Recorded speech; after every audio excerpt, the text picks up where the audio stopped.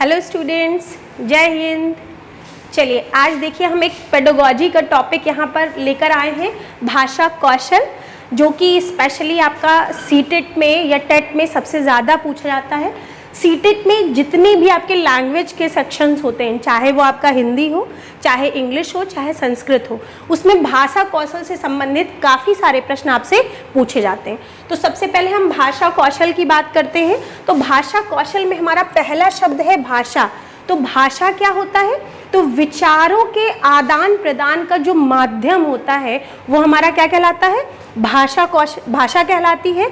और भाषा कौशल क्या होता है कि हम अपने भावों को और विचारों को जितने बेहतर ढंग से दूसरों के सामने प्रस्तुत करते हैं या दूसरों के सामने अभिव्यक्त करते हैं, उसे हम क्या कहते हैं? भाषा कौशल कहते हैं। यानी प्रभावी संप्रेषण को हम क्या कह सकते हैं? भाषा कौशल कह सकते हैं। ठीक है भाई। इसमें बात करते हैं हम कि भाषा कौशल कितने होते हैं। तो भाषा कौशल हमारे 4 होते हैं। कौन कौन से? सुनना, बोलना, पढ़ना और लिखना। ये सभी को पता है, सुनना, बोलना, पढ़ना और लिखना, ये 4 हमारे भाषा कौशल माने गए हैं। अब बात आती है कि अगर हम व्यवहारिक रूप से देखें तो जब कोई बालक जन्म लेता है तो जन्म लेने के साथ ही वो सबसे पहले सुनना शुरू करता है। ठीक है। उसके बाद वो जैसा सुनता है वैसा ही बोलता है। नेक्स्ट में थोड़ा और बड़ा होता है तो वो मौखिक रूप से पढ़ना सीख जाता है, और जब और बड़ा हो जाता है तो फिर धीरे धीरे वो लिखना भी सीख लेता है। तो अगर हम व्यवहारिक रूप से देखें तो ये जो 4 भाषा कौशल हैं वो एक क्रम से ही किसी व्यक्ति में डेवलप या किसी बालक में डेवलप होते हैं। लेकिन हमारा जो मनोवैज्ञानिक आधार है वो ये कहता है कि ये जो 4 भाषा कौशल हैं वो एक दूसरे से अंतः संबंधित यानी इंटर रिलेटेड होते हैं, यानी आपस में एक दूसरे से जुड़े हुए होते हैं। इसका मतलब क्या होता है कि यदि किसी एक भाषा कौशल में कोई बाधा या रुकावट आती है तो दूसरा कौशल अपने आप बाधित हो जाता है। जैसे सपोज हम लोग क्या पढ़ते हैं, डम्ब और डेफ, हमेशा हमने इकट्ठा पढ़ा है कि जो बच्चा जन्म से बहरा होगा वो हमेशा ही गूंगा होगा। कारण क्या होता है कि जब जन्म से उसने किसी भाषा को सुना ही नहीं है तो फिर वो उसको अभिव्यक्त करने में भी सक्षम नहीं होता है। इसीलिए हमारा मनोविज्ञान क्या कहता है कि ये 4 जो भाषा कौशल होते हैं वो एक दूसरे से अंतः संबंधित या इंटर रिलेटेड होते हैं। इसका मतलब किसी एक भाषा कौशल में कोई बाधा या रुकावट आने पर दूसरा कौशल अपने आप बाधित हो जाता है। ठीक है भाई। तो कई बार आपका क्वेश्चन पूछा गया है सीटेट में कि भाषा कौशल के संबंध में कौन सा कथन सत्य है, और उसमें एक ऑप्शन ये भी दिया होता है कि ये भाषा कौशल एक क्रम से ही विकसित होते हैं, और दूसरे ऑप्शन में दिया होता है कि सभी भाषा कौशल एक दूसरे से अंतः संबंधित होते हैं। तो चूंकि हमें पता है कि हम मनोविज्ञान पढ़ रहे हैं या बाल मनोविज्ञान पढ़ रहे हैं, तो हमारा जो आंसर होता है वो हमेशा मनोवैज्ञानिक आधार पर ही दिया जाता है। इसलिए जो करेक्ट आंसर होता है वो हमारा क्या होगा कि ये 4 भाषा कौशल एक दूसरे से अंतः संबंधित या इंटर रिलेटेड होते हैं। ठीक है भाई। अब इसके बाद हम बात करते हैं कि भाषा कौशल तो 4 होते हैं, लेकिन अगर आपसे कोई प्रश्न पूछता है कि भाषा कौशल कितने प्रकार के होते हैं, भाषा कौशल कितने होते हैं? 4। भाषा कौशल कितने प्रकार के होते हैं? तो भाषा कौशल हमारे 2 प्रकार के होते हैं। पहला हमारा क्या है? अभिव्यक्तात्मक कौशल, जिसको इंग्लिश में प्रोडक्टिव स्किल, और दूसरा है ग्राहात्मक या ग्रहणात्मक कौशल, जिसे रिसेप्टिव स्किल के नाम से जाना जाता है। ठीक है भाई। अब अभिव्यक्तात्मक कौशल क्या होता है? यहाँ देखिए नाम से ही पूरा क्लियर हो रहा है कि अभिव्यक्तात्मक कौशल क्या है। चलिए देखिए, कह रहे हैं कि भाषा के वे कौशल, यानी इन 4 में से वे कौशल जिनका प्रयोग करके हम अपने भावों और विचारों को दूसरों के समक्ष अभिव्यक्त करते हैं, उन्हें हम क्या कहेंगे? अभिव्यक्तात्मक कौशल कहेंगे। तो हम अपने भावों और विचारों को दूसरों के समक्ष कैसे अभिव्यक्त कर सकते हैं? या तो हम बोलकर अभिव्यक्त कर सकते हैं और या तो हम लिखकर अभिव्यक्त कर सकते हैं। ठीक है। सुनकर हम अपने भावों और विचारों को प्रेजेंट नहीं कर सकते हैं। तो इसका मतलब क्या होता है कि वे कौशल जिनका प्रयोग करके हम अपने भावों और विचारों को दूसरों के समक्ष अभिव्यक्त करते हैं या प्रस्तुत करते हैं, उन्हें हम क्या कहते हैं? अभिव्यक्तात्मक कौशल। तो अभिव्यक्तात्मक कौशल में हमारे कौन कौन से कौशल आ जाएंगे? बोलना और लिखना, ये हमारे क्या है? अभिव्यक्तात्मक कौशल है। दूसरे नंबर पर हमारा क्या है? ग्राहात्मक या ग्रहणात्मक कौशल यानी रिसेप्टिव स्किल। इसका मतलब क्या होता है कि भाषा के वे कौशल जिनका प्रयोग करके हम दूसरों के भावों और विचारों को ग्रहण करते या सीखते हैं, उन्हें हम क्या कहते हैं? ग्राहात्मक या ग्रहणात्मक कौशल के नाम से जाना जाता है। तो हम दूसरों के भावों और विचारों को किस प्रकार से ग्रहण करते या सीखते हैं?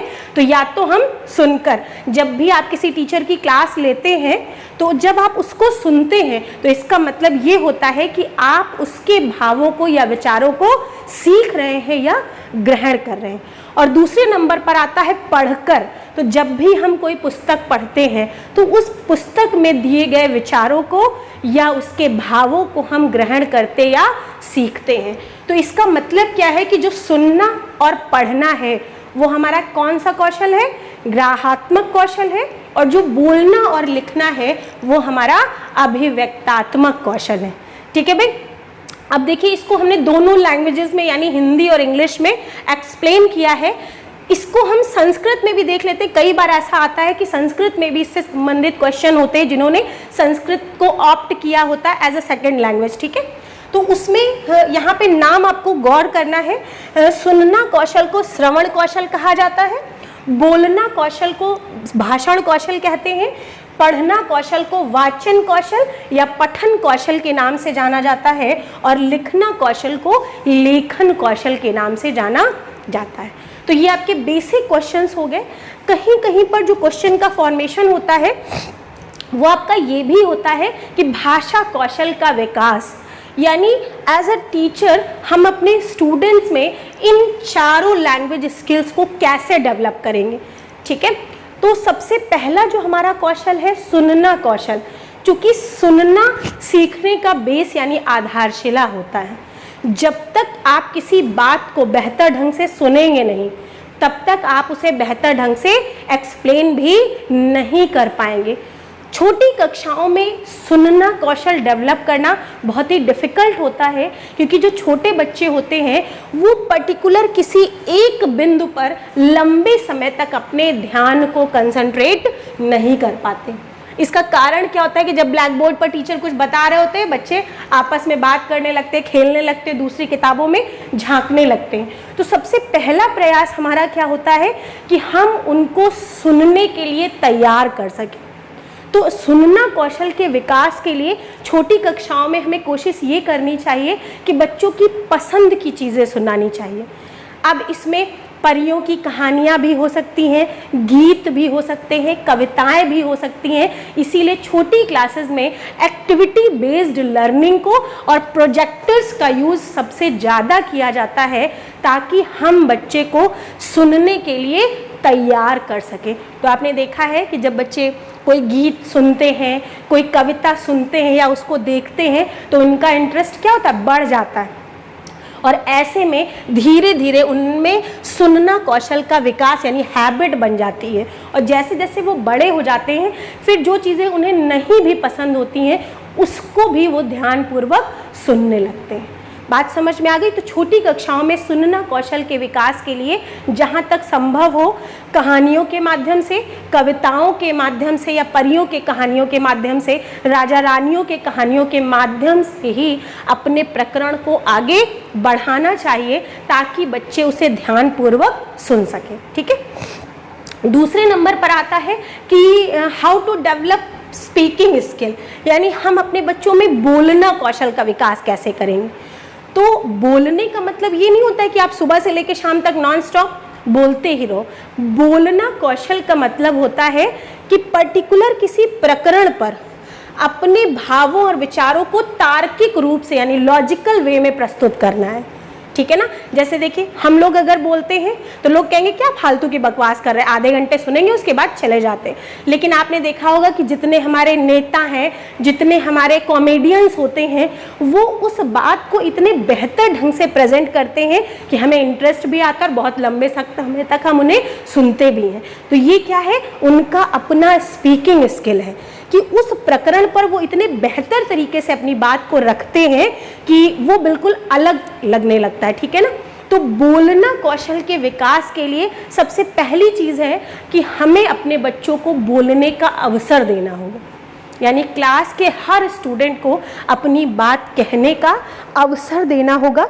तो शुरुआत में क्या होता है कि बच्चे गलत भी बोलेंगे, लेकिन जब बार बार उन्हें बोलने का अवसर मिलता है तो धीरे धीरे वो अपनी बात को तार्किक रूप से या सही ढंग से अभिव्यक्त करना भी सीख जाते हैं।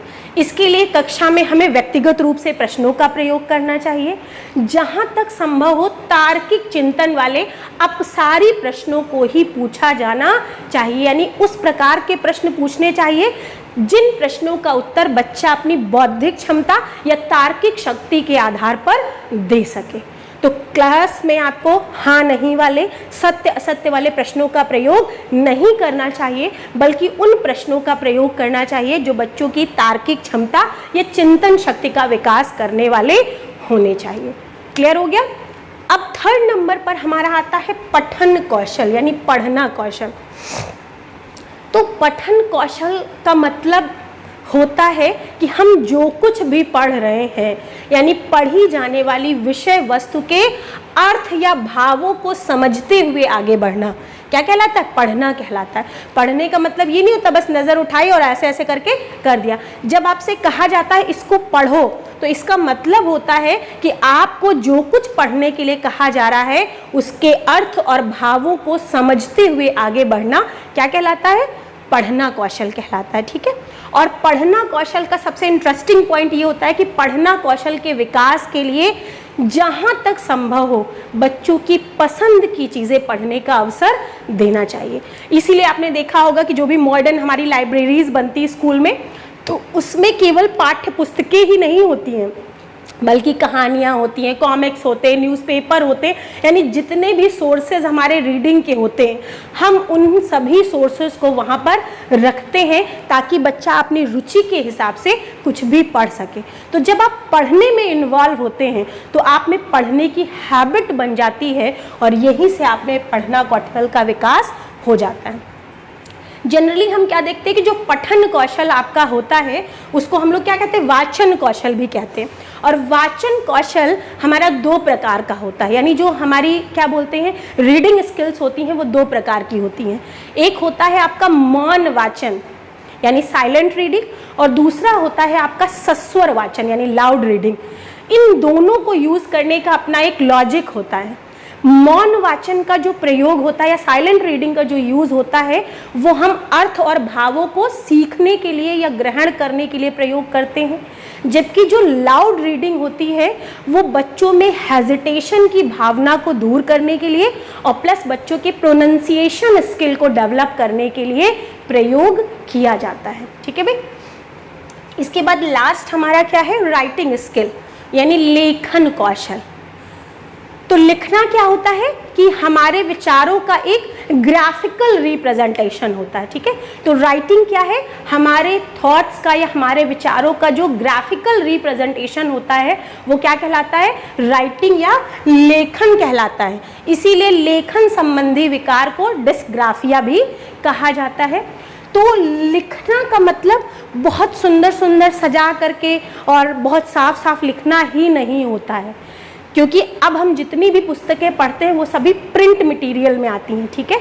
तो लेखन कौशल का संबंध सुंदर हैंड राइटिंग से या सजा सजा कर लिखने से नहीं होता है, बल्कि लेखन कौशल का मतलब होता है कि उस पर्टिकुलर तथ्य या प्रकरण पर हम अपने विचारों को कितना बेहतर ढंग से लिख पा रहे हैं। इसीलिए जब भी आपसे निबंध लिखने के लिए कहा जाता है तो उस प्रकरण पर आपके विचार जितने तार्किक होते हैं, जितने लॉजिकल होते हैं, उसी के आधार पर आपको जज किया जाता है, आपकी राइटिंग के आधार पर। या आपकी सजावट के आधार पर आपको जज नहीं किया जाता है। जितने भी राइटर्स की पुस्तकें छपती, सब प्रिंट में छपती हैं, केवल उनके भावों और विचारों को आधार माना जाता है और हम क्या कहते हैं कि वाह भाई वाह, इनका लेख कितना अच्छा है। न्यूज़पेपर में समय समय पर आता है कि समसामयिक घटना पर अपने विचार प्रस्तुत कीजिए, लेकिन वो अनुकरण पर आधारित नहीं होना चाहिए। इसका मतलब वो आपके मौलिक विचारों को देखना चाहते हैं कि आप उस प्रकरण पर अपने स्वयं के विचारों को कितना बेहतर ढंग से लिख सकते हैं। क्लियर हो गया? तो लेखन कौशल का मतलब होता है किसी भी तथ्य या प्रकरण पर हम अपने विचारों को जितना बेहतर ढंग से प्रस्तुत कर सकते हैं, उसे हम क्या कहते हैं? लेखन कौशल कहते हैं। और लेखन कौशल के विकास के लिए भी जहाँ तक संभव हो हमें अपसारी प्रश्न, मुक्त अंत वाले प्रश्न यानी डाइवर्जेंट क्वेश्चंस या ओपन एंडेड प्रश्नों का प्रयोग करना चाहिए, ताकि हम बच्चों के विचारों के प्रेजेंटेशन को चेक कर सकें। ठीक है ना? तो अब ये मुक्त अंत वाले या अपसारी प्रश्न क्या होते हैं? तो जिन प्रश्नों के उत्तर किसी सीमा में बंधे नहीं होते हैं, कोई भी बच्चा अपने पॉइंट ऑफ व्यू के आधार पर उन प्रश्नों का उत्तर दे सकता है, ऐसे प्रश्नों को हम क्या कहते हैं? अपसारी प्रश्न या मुक्त अंत वाले प्रश्न कहा जाता है। तो लेखन कौशल के विकास के लिए हमें अपसारी प्रश्नों या मुक्त अंत वाले प्रश्नों का प्रयोग करना चाहिए। आई होप सबको भाषा कौशल, आपका जो लैंग्वेज स्किल्स टॉपिक है वो क्लियर हो गया होगा। ठीक है? Okay, thank you students.